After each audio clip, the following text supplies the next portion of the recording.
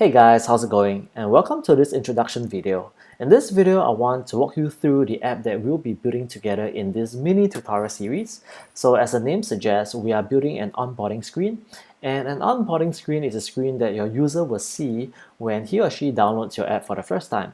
Alright, the purpose of the onboarding screen, as the name suggests, onboarding is to onboard your user, to share with your user what your app is about in order to encourage him or her to sign up as a brand new user or to start using your app.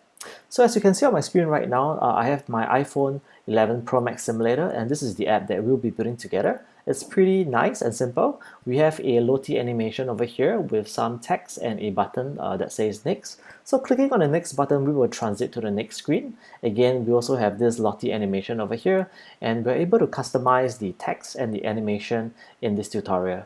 Okay, so if the user decides that they like what they are reading on your onboarding screen and clicks on maybe like some kind of call to action button, we can transit your user to maybe the main part of the app or maybe the login and sign up part of your app.